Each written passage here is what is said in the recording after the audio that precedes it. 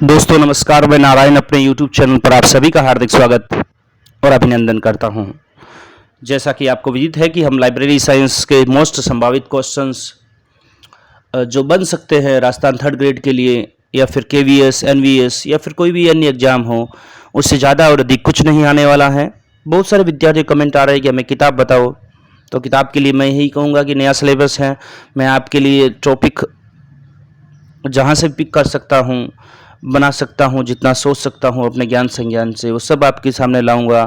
आपको इन वीडियोस के अलावा किसी भी अन्य सोर्स की आवश्यकता नहीं होगी, ऐसी मैं उम्मीद करता हूँ। और इसी कड़ी में आज का तीसरा वीडियो, संभावित प्रश्न पत्र पार्ट 3। कल की वीडियो से आगे जो भी संभावित प्रश्न क्वेश्चंस बन सकते हैं, उत्तर के साथ, व्याख्या के साथ और उससे संबंधित क्या मैटर है उससे संबंधित। तो कल हम बात कर रहे थे प्रोलोगोमिना टू लाइब्रेरी क्लासिफिकेशन, जिसके 3 संस्करण आ चुके हैं, 1937, 1957 और 1967। इसमें कैनन्स का प्रयोग किया गया। तो 1967 में जो वर्जन आया तीसरा, उसमें 43 थे, जिसके 4 भागों में बांटा गया था। जैसे मैंने बताया आपको, IVNB, ideal plan, verbal plan, notation plan और बुक क्लासिफाइड। और इन सब में 15, 4, 21 और 3 सिद्धांत हुआ करते थे, कैनन्स हुआ करते थे, उपसूत्र हुआ करते थे, याद रखिएगा। नेक्स्ट क्वेश्चन है कि प्रोलोगोमिना टू लाइब्रेरी क्लासिफिकेशन के तृतीय संस्करण में रंगनाथन, जो 1967 में आया था, कितने सहायक अनुक्रम यानी रिलेटिव इंडेक्स के सिद्धांतों का निर्माण किया था। बड़ा इंपॉर्टेंट और महत्वपूर्ण क्वेश्चन है। ये क्वेश्चन पूछा जाता रहा है कई एग्जाम में। तो 18 उसके रिलेटिव इंडेक्स थे, आप याद रखिएगा। नेक्स्ट क्वेश्चन की प्रोलोगोमिना टू लाइब्रेरी क्लासिफिकेशन के तृतीय संस्करण में रंगनाथन ने कितने पक्ष अनुक्रम यानी कितने फेसेट्स जो इंडेक्स हैं उनका निर्माण किया था। तो याद रखिएगा कि उनमें 4 फेसेट्स अनुक्रम का निर्माण किया था। नेक्स्ट है कि कितनी अभिधारणाओं का निर्माण किया था। ये चारों ही 5 क्वेश्चन बड़े इंपॉर्टेंट है। वही प्रोलोगोमिना टू लाइब्रेरी क्लासिफिकेशन के तृतीय संस्करण में रंगनाथन महोदय ने कितने अभिधारणाओं का निर्माण किया था। तो 13 अभिधारणाएं थी, आप याद रखिएगा। नेक्स्ट क्वेश्चन 447, CC में PCI कितने प्रकार की होती है। तो हमें सभी को पता होना चाहिए कि CC में PCI ये 2 प्रकार की होती हैं, एनर्जी एंड पर्सनालिटी। PCI का मतलब जो कॉमन आइसोलेट्स सब्जेक्ट के पीछे लगते हैं, और ACI मतलब आगे मैंने याद करने का तरीका बताया है। ACI और PCI 2 होते हैं, दोनों को PCI मतलब पीछे, ACI मतलब आगे, ऐसे याद करने के लिए बता दिया। कौन से वर्गीकरण पद्धति में रिलेटिव इंडेक्स का प्रयोग किया जाता है। तो जहाँ तक रिलेटिव इंडेक्स की बात की जा रही है, मैं आपको बता चुका हूँ कि DDC में रिलेटिव इंडेक्स का प्रयोग किया जाता है। DDC 1876 में मेलविल डेवी महोदय द्वारा आई थी। वहीं UDC की बात करें तो UDC में भी प्रयोग किया जाता है, वो ऑक्सिलरी टेबल का प्रयोग किया जाता है, आप याद रखिएगा। और CC में कॉमन आइसोलेट्स का प्रयोग किया जाता है। आप मुझे बताइएगा कि DDC में फेज रिलेशन की शुरुआत कब हुई, कमेंट बॉक्स में। नेक्स्ट क्वेश्चन है, वर्गीकरण शोध के लिए जाने जाने वाली संस्था कौन सी है। इसके बारे में मैंने कल एक्सप्लेन किया था, वर्गीकरण शोध क्या होता है। इसके लिए आप अगर देखेंगे तो FID जो 1895 में Paul Otlet, Henri La Fontaine, federation and institution documentation, और DRTC document research training centre, और CRG क्लासिफाइड रिसर्च ग्रुप, इसको उपरोक्त सभी ये वर्गीकरण शोध में जाने जाने वाली संस्था के रूप में पहचानी जा सकती हैं। DRTC 1962 में आया था, CRG 1952 में, FID 1895 में आया था। इसको कब आया था, international system of knowledge organisation, इससे हुई फुल फॉर्म होती है। कमेंट बॉक्स में बताइएगा कि इसको कब आया था। नेक्स्ट क्वेश्चन कि 5 मूलभूत श्रेणियां जो रंगनाथन महोदय के चौथे संस्करण CC कोलन क्लासिफिकेशन में जोड़ी गई थी, का एक्रोनिम क्या है, मतलब इनको संक्षिप्त में क्या कहते हैं, बड़ा इंपॉर्टेंट है। तो हमें पता है कि ये PMST कहलाता है। पर्सनैलिटी, मैटर, एनर्जी, स्पेस और टाइम, ये चौथे संस्करण से रंगनाथन महोदय की जोड़ी गई थी और चौथे संस्करण से ही इनके लिए अलग अलग योजक चिन्ह का प्रयोग किया गया था। इनसे पहले एक ही प्रकार की योजक चिन्ह यानी कोलन का प्रयोग किया जाता था। एपुपा क्या है? तो एपुपा व्यवस्थापन की एक वर्गीकरण पद्धति है कि कौन सा सब्जेक्ट कितना इंपॉर्टेंस रखता है। जैसे इसके बीच में यू है जो सबसे ज़्यादा इंपॉर्टेंट वाले विषय है, पी उससे कम और ए उससे कम। CDS ISI क्या है ये कमेंट बॉक्स में मुझे जरूर बताइएगा आप सभी। ऑप्शन बी की बात कर रहा हूं मैं। नेक्स्ट क्वेश्चन है कि पक्ष विश्लेषण यानी फेसेट्स एनालिसिस का प्रयोग किसके द्वारा किया गया? तो हम सभी को पता है कि फेसेट्स एनालिसिस का प्रयोग डॉक्टर रंगनाथन महोदय द्वारा किया गया था अपनी पुस्तकालय वर्गीकरण पद्धति कोलन क्लासिफिकेशन में, जो कि 1933 में आई थी, जिसके 7 संस्करण अभी तक आ चुके हैं। CA कटर ऑप्शन सी है जो CA कटर 1891 में एक्सपेंसिव क्लासिफिकेशन लाए थे।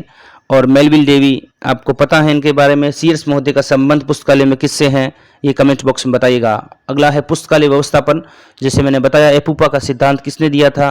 तो ये भी हमारे रंगनाथन महोदय ने दिया था, ये भी आप याद रखिएगा। एपुपा कई बार पूछा जाता रहा है किसने दिया था, तो एपुपा रंगनाथन महोदय ने दिया था। नेक्स्ट क्वेश्चन है आधुनिक पुस्तकालय वर्गीकरण का स्थापित करने का श्रेय किया जाता है। आधुनिक पुस्तकालय वर्गीकरण को स्थापित करने का, तो आपको पता है कि आधुनिक पुस्तकालय वर्गीकरण के जनक की बात की जाए तो ये मेलविल डेवी हैं, जो कि अमेरिका पुस्तकालय विज्ञान के जनक भी माने जाते हैं। और भारतीय पुस्तकालय वर्गीकरण का जनक की बात करें या उनको श्रेय की बात करें तो वो डॉक्टर श्याली रामात्रम रंगनाथन होगा। अगला जो 2-3 क्वेश्चंस है बड़े इंपॉर्टेंट और महत्वपूर्ण क्वेश्चंस हैं, बार बार हर एग्जाम में पूछे जाते रहे और ऐसा मेरा अनुभव है कि इस एग्जाम में पूछे जाने की संभावना है ही है। नेक्स्ट क्वेश्चन है कि 2 या 2 से अधिक पक्ष यानी फेसेट्स के बारे में बात कर रहा है कि फिर संबंधों का अध्ययन क्या कहलाता है? तो 2 या 2 से अधिक यदि फेसेट्स का संबंध होगा तो इंटर का मतलब होता है जैसे इंटर स्टेट हो गया, इंटर काउंसलिंग हो गया, यानी 2 से अधिक के मध्य, इंटर स्टेट 2 देशों के मध्य, तो इंटर फेसेट्स फेज रिलेशन हो गया 2 या 2 से अधिक पक्षों के मध्य। अब नेक्स्ट है कि एक ही पक्ष है कि 2 एकलों के बीच का अध्ययन क्या कहलाएगा? यानी पक्ष तो एक ही है, फेसेट्स तो एक ही है, यानी एक ही तरफ है सिक्के का, एक ही पहलू है और उसके 2 एकलों का अध्ययन करना है, वो क्या कहलाएगा? तो वो इंटर एरे फेज रिलेशन कहलाएगा, आप याद रखिएगा। और इसमें वो होता है कि इंटर फेसेट्स फेज रिलेशन आ गया, इंटर एरे फेज रिलेशन आ गया, और एक फेज रिलेशन का एक और पार्ट है, वो आप मुझे कमेंट बॉक्स में बताइएगा कि वो किन एकलों के मध्य होता है। ये जरूर मुझे बताइएगा, लिखकर बताइएगा, ताकि मैं आपको बता सकूं उसका एक्सप्लेनेशन अगले वीडियो में। नेक्स्ट क्वेश्चन कि सीसी के छठे संस्करण को कितने भागों में बांटा गया था? पहले तो मैं बता दूं कि सीसी कोलन क्लासिफिकेशन है, जिसका छठा संस्करण 2 बार आया था, पहला 1960 में और दूसरा 1963 में इसका रीप्रिंट आया था। तो ये 3 भागों में था, आप याद रखिएगा। बहुत बार पूछा जाता है कि सीसी का छठा संस्करण कितने भागों में विभक्त था, तो 6 का आधा कर लीजिएगा, 3, इस प्रकार मैंने कुछ याद कर रखा है। नेक्स्ट क्वेश्चन यूडीसी का नाम आते ही आपके दिमाग में घूमना चाहिए। 1895 इसका प्रतिपादन हुआ था और 1905 जब पॉल ओटलेट और हेनरी लोफाउंटेन की मदद से ये प्रकाशन में आई, अस्तित्व में आई। इसका MRF संस्करण किस वर्ष प्रकाशित हुआ था? 457 क्वेश्चन नंबर, तो ये 1992 में इसका MRF संस्करण आया था। और वहीं MRF के अपडेट संस्करण की बात करूं तो वो 2010 में आया था, अब याद रखिएगा। 2018 में आया था, याद रखिएगा, सॉरी। तो अगला क्वेश्चन भी शायद यही है कि अपडेट वर्जन है वो कब आया था MRF का? तो वो 2018 में आया था, ये याद रखिएगा। नेक्स्ट क्वेश्चन सीसी का छठा संस्करण कई बार आ चुका है अपने एग्जाम में। तो सीसी के 7 संस्करण आए हैं, 1933, 1939, 1950, 52, 57, 60, 63 में रीप्रिंट और 1987 में 7वां संस्करण आया था। वहीं मैं सीसीसी की बात करूं आगे जाकर इसे तो सीसीसी के 5 संस्करण अभी तक आ चुके हैं। ये 5 संस्करण कब कब आए थे? यदि कोई महानुभाव कमेंट बॉक्स में बता सकता है तो मुझे जरूर बताइएगा। सीटी का रीप्रिंट संस्करण हो गया। नेक्स्ट क्वेश्चन है कि सीसी का डेप्थ वर्जन किस वर्ष प्रकाशित हुआ? यानी फुली एक्सप्लेनेशन था उसके बारे में, एक और हर चीज की क्यों आई है, इसका अस्तित्व क्यों आया है और इसे क्यों लिया गया है। उसका डेप्थ वर्जन आया था वो 2012 में आया था। कई बार पूछा जाता है कोलन क्लासिफिकेशन का। एक बार एनवीएस के एग्जाम में पूछा गया था, मेरे को याद आ रहा है कि सीसी का डेप्थ वर्जन किस वर्ष प्रकाशित हुआ था, तो ऑप्शन डी 2012 इसका आंसर रहेगा।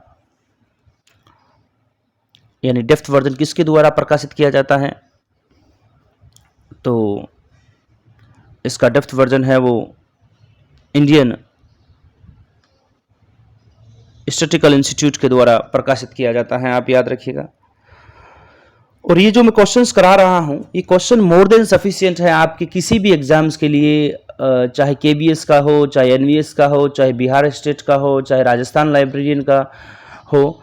आप हर एग्जाम में देखेंगे कि क्वेश्चन इनसे ज़्यादा कहीं ज़्यादा नहीं आएंगे। मैं आपको हर टेस्ट सीरीज मैंने 20 से 25 संभावित प्रश्न पत्र बोले हैं, उस 20-25 में कोई भी एक भी क्वेश्चन नहीं बचने वाला है। और मैं ज़्यादा तो नहीं कहूँगा, 70 to 75% क्वेश्चन इसी टेस्ट सीरीज से आएंगे। पहले भी पिछले साल भी मैंने आपसे प्रॉमिस किया था, विश्वास नहीं है कमेंट बॉक्स में जाकर देख लीजिएगा। हमारे कई विद्यार्थियों का उसमें सिलेक्शन होता यदि उसकी मेरिट इतनी अनएक्सपेक्टेड नहीं जाती तो, लेकिन फिर भी विद्यार्थियों ने बहुत अच्छा किया। आप कमेंट बॉक्स में कमेंट देखिएगा, 70 to 80% questions ditto copy paste हुए हैं। नेक्स्ट क्वेश्चन, किसने कहा था notation is a shorthand sign, 2016 librarian Rajasthan exam, तो ये ईसी रिचर्डसन महोदय हैं। दूसरा option doctor S R Ranganathan है, आपको पता है।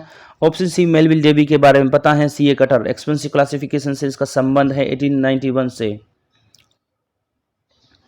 नेक्स्ट क्वेश्चन 464 कि फिनिक्स शेड्यूल किस वर्गीकरण पद्धति की विशेषता है, तो हमें पता होना चाहिए कि ये डीडीसी की विशेषता है, डेवी डेसिमल क्लासिफिकेशन। और फिनिक्स शेड्यूल डीडीसी के किस संस्करण से अस्तित्व में आया, या कौन से संस्करण में जोड़ा गया, ये आप मुझे कमेंट बॉक्स में जरूर बताइएगा। और डीडीसी के 15वें संस्करण को स्टैंडर्ड एडिशन कहा जाता है, याद रखिएगा। टेबल का प्रयोग 14वें संस्करण में किया गया था और उसमें प्रथम बार टेबल की संख्या 4 थी और वर्तमान में टेबल की संख्या कितनी है, यानी डीडीसी के 23वें संस्करण में, आप कमेंट बॉक्स में मुझे जरूर बताइएगा।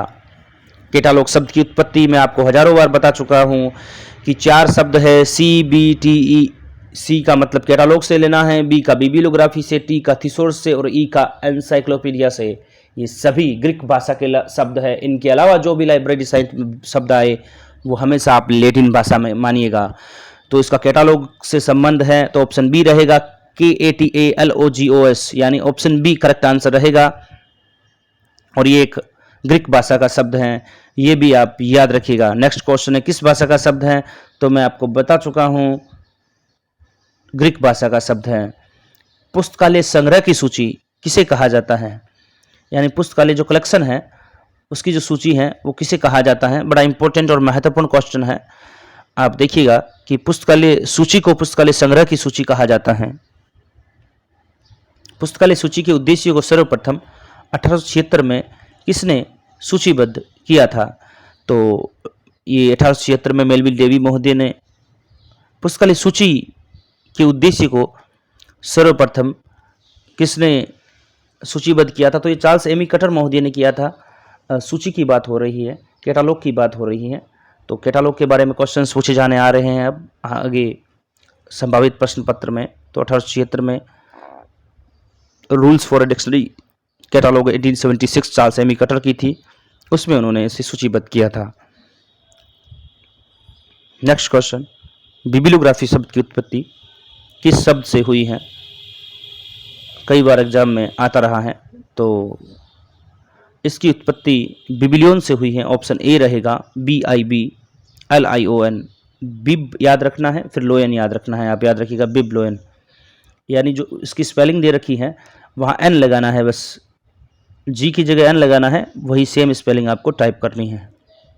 बिबिलियोग्राफी किस भाषा का है, CBTE बताया, तो सी के बाद बी आता है बिबिलियोग्राफी, तो बिबिलियोग्राफी भी लैटिन भाषा का शब्द है, आप सॉरी ग्रीक भाषा का शब्द है, क्योंकि ये ग्रीक भाषा के शब्द हैं CBTE। इसके अलावा जो भी आएगा वो लैटिन भाषा का शब्द है। नेक्स्ट क्वेश्चन, पुस्तकालय सूची और ग्रंथ सूची में क्या अंतर है। तो 471 में ऑप्शन ए रहेगा कि पुस्तकालय सूची किसी पुस्तकालय में मौजूद पुस्तकों की सूची है, वहीं ग्रंथालय सामान्य पुस्तकों की सूची है। यानी ग्रंथालय वहीं जो ग्रंथ सूची होती है वो जो सामान्य पुस्तकें होती हैं लाइब्रेरी में उनकी सूची होती है, और पुस्तकालय सूची है जो पुस्तकालय में मौजूद जो पुस्तकें होगी उसकी सूची हो सकती है। सामान्य हम अपने घर में भी अगर बुक रखते हैं तो वो अगर उन पुस्तकालय सूची नहीं कर सकते, वो ग्रंथ की सूची होगी, वो बुक का इंडेक्स यानी बुक का कैटालॉग होगा। कि हमारे घर में जैसे मुझे साहित्य की है तो मैंने साहित्य का कैटालॉग बना दिया, किसी को ह्यूमैनिटीज़ की पुस्तक पढ़ना है, किसी की सोशल साइंस की पुस्तक पढ़ना पसंद है, किसी को पॉलिटिकल साइंस पढ़ना पसंद है, तो इस प्रकार घर में बना सकता है। नेक्स्ट क्वेश्चन है कि ब्रिटिश म्यूजियम कोड का प्रथम प्रकाशन किस वर्ष अस्तित्व में आया? तो आप याद रखिएगा कि ब्रिटिश म्यूजियम कोड 1967 में, ब्रिटिश म्यूजियम कोड की बात हो रही है, तो ये 1841 में यानी 1841 में ब्रिटिश म्यूजियम कोड का प्रथम बार प्रकाशन हुआ था, याद रखिएगा। 1908 में क्या आया था, लाइब्रेरी संबंधित किस वर्ष है, ये कमेंट बॉक्स में जरूर बताइएगा। और 1967 में पुस्तकालय का क्या योगदान है, ये भी आप मुझे कमेंट बॉक्स में जरूर बताइएगा। नेक्स्ट क्वेश्चन है कि ब्रिटिश म्यूजियम कोड का निर्माण किसके द्वारा किया गया था, जो 1841 में आया था? तो ब्रिटिश म्यूजियम कोड का निर्माण एंथनी पेनजी महोदय द्वारा किया गया था। और ब्रिटिश म्यूजियम में सूचीकरण में कितने नियम की यदि बात की जाए तो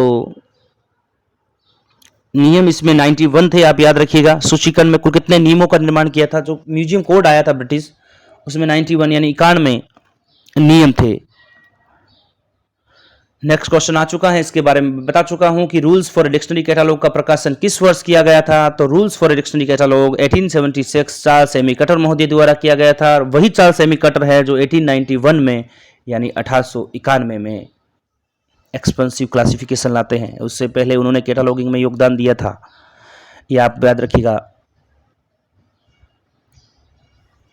next question, rules for dictionary catalogue के लेखक सभी को पता है, 1876 चार्ल्स एमी कटर। मुझे पता है 1876 याद करने में आपको ज़्यादा तकलीफ नहीं होगी, क्योंकि लाइब्रेरी के कई दिनांक का कई जगह पर ये दिनांक आती हैं 1876। रूल्स फॉर डिक्शनरी कैटालॉग में नियमों की संख्या कितनी थी? तो रूल्स फॉर डिक्शनरी में नियमों की संख्या बात की जाए तो ये 205 थी। दोनों क्वेश्चन अलग अलग है, आप देख लीजिएगा। ब्रिटिश म्यूजियम कोड में 91 थी, रूल्स फॉर डिक्शनरी कैटालॉग में 205 थी, रूल्स फॉर डिक्शनरी कैटालॉग में 205 थी, आप याद रखिएगा। एंग्लो अमेरिकन कैटालॉग कोड का प्रकाशन किस वर्ष किया गया था? एंग्लो अमेरिकन कैटालॉग कोड अलग हैं, ACR फर्स्ट और ACR सेकंड अलग हैं। ACR फर्स्ट तो 1967 में आया था, ACR सेकंड 1978 में आया था। एंग्लो अमेरिकन कैटालॉगिंग रूल्स फर्स्ट और रूल्स सेकंड है। यहाँ पर मैं बात कर रहा हूँ एंग्लो अमेरिकन कैटालॉगिंग कोड की, वो रूल्स हैं, उसमें इसमें AACC हैं, वो AACR हैं, ये दोनों में फ़र्क है।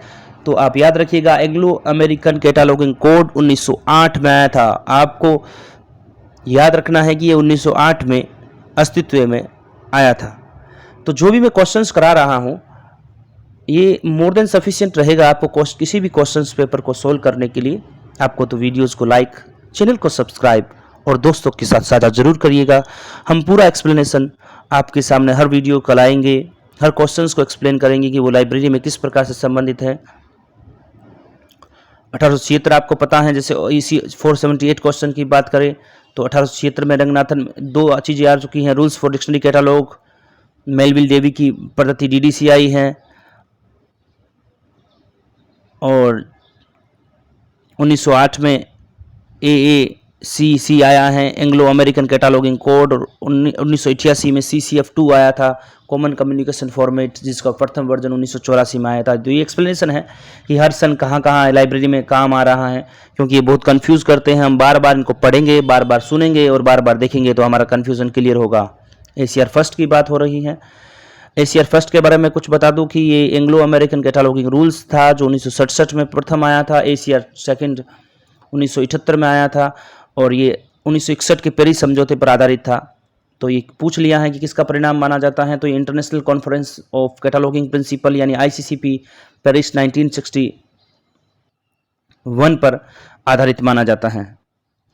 और अभी आ रही हैं ISBD किस सम्मेलन का परिणाम माना जाता है, तो ISBD की बात करें तो international meeting of cataloguing experts यानी IMCE पर आधारित था। ISBD अलग है और ACR अलग है, आप दोनों में अंतर डिफ्रेंशिएट कर पा रहे होंगे, ऐसी मैं उम्मीद करता हूं। नेक्स्ट क्वेश्चन है कि IMC जो international meeting of cataloguing expert Copenhagen में हुई थी, वो कौन से सन में हुई थी, तो ये आप याद रखिएगा कि 1962 में हुई थी। ISB की पता है, 1961 बता चुका हूं। ISBD M यानी M का मतलब यहाँ मोनोग्राफ से है, का प्रकाशन किस वर्ष किया गया था, तो ISBD M की मैं बात करूं तो बड़ा इंपॉर्टेंट है, कई बार आता रहा है। 1974 में इसका प्रकाशन किया गया था। वहीं नेक्स्ट क्वेश्चन है कि ISBD G में प्रलेखों के डेटा तत्व में मुख्य संलेख को कितने क्षेत्रों में विभक्त किया गया है, तो ISBD G की बात हो रही है, तो 8 तत्व होते हैं ISBD G में, आप याद रखिएगा।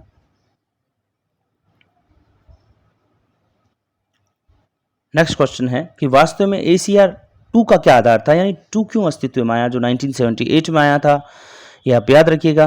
वो ISBD G इसका आधार था, ISBD G इसका आधार था। और ISBD में G का क्या नाम रहेगा, जैसे M का मोनोग्राफ है तो G का क्या नाम रहेगा, ये कमेंट बॉक्स में ज़रूर बताइएगा। ACR सेकंड का प्रकाशन वर्ष में बता चुका हूँ। इसके बाद में इसके जो पुनर्शोधित संस्करण थे यानी अपडेट जो वर्जन आए थे, वो कौन से संस्करण में आए थे, तो वो 1988 में आया था, 10 साल बाद 78 के, और उसके बाद 1999 में आया था, यानी ऑप्शन सी करेक्ट आंसर रहेगा 1988 और 1999।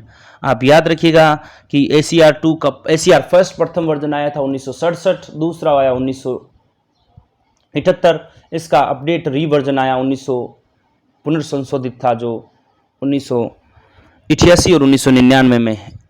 नेक्स्ट क्वेश्चन CCC यानी क्लासिफाइड कैटलॉगिंग कोड, जिसके 5 संस्करण आ चुके हैं, जो एक भारतीय कैटलॉगिंग कोड हैं, क्लासिफाइड कैटलॉगिंग कोड पद्धति हैं, जिसके रचयिता डॉक्टर SR रंगनाथन महोदय हैं। एंथनी पेनजी ने कौन सी कैटलॉग कोड और चार्ल्स एमी कटर ने कौन सी कैटलॉग कोड दी थी, ये मैं आपको बता चुका हूं, और उनमें कितने नियम थे ये भी आप मुझे कमेंट बॉक्स में बताइएगा। एंथनी पेनजी का मैं बता रहा हूं, उसमें 91 नियम थे, और एंथनी पेनजी की कौन सी कैटलॉगिंग कोड थी, और एमी कटर में जिसमें 205 थे वो कौन सी थी, ये आप मुझे कमेंट बॉक्स में जरूर बताइएगा। ये ऊपर बता चुका हूं ताकि आपका ये क्वेश्चन क्लियर हो जाए। CC का नवीनतम संस्करण सभी को पता है, CCC का नवीनतम संस्करण 5वां होगा, क्योंकि CCC में 5 संस्करण आए थे। CC का 5वां संस्करण कब प्रकाशित हुआ था, तो बड़ा इंपॉर्टेंट है कि CCC का 5वां संस्करण कौन से सन में आया था, तो ये 1964 में आया था, याद रखिएगा आप। सूचीकरण में कितने उपसूत्र हैं, तो सूचीकरण के उपसूत्रों की बात की तो आप याद रखिएगा कि सूचीकरण में 9 उपसूत्र होते हैं, याद रखिएगा। पुस्तकालय में सूचीकरण में कितने उपसूत्र होते हैं, तो सूचीकरण में 9 उपसूत्र होते हैं, याद रखिएगा। नेक्स्ट क्वेश्चन है कि पुस्तकालय सूची की माप कितने इंच की होती हैं, तो 5/3 होता है ये, और सेंटीमीटर में बात करूँ तो 7.5 × 12.5 सेंटीमीटर होता है, क्योंकि 1 इंच में 2.54 सेंटीमीटर माना 1 इंच में 2.54 सेंटीमीटर माना जाता है, उससे गुना करके भी आप इसको निकाल सकते हैं। 7.5 centimetre × 12.5 centimetre 494, option A will be the correct answer. Next question, यहीं तक थे आज के हमारे क्वेश्चंस। आपको वीडियो कैसा लगा, चैनल को जरूर सब्सक्राइब करिएगा, दोस्तों के साथ साझा करिएगा, और वीडियोस को लाइक ज़रूर करिएगा, जिससे मेरा हौसला बना रहे। मैं आपको पूरा सिलेबस जैसे मैंने आपको कहा है वो मैं आपके सामने लाऊंगा। आप तो बस हमारे चैनल के साथ बने रहिएगा, वीडियोस को देखते रहिएगा। आपका ढेर सारा प्यार और स्नेह देने के लिए धन्यवाद।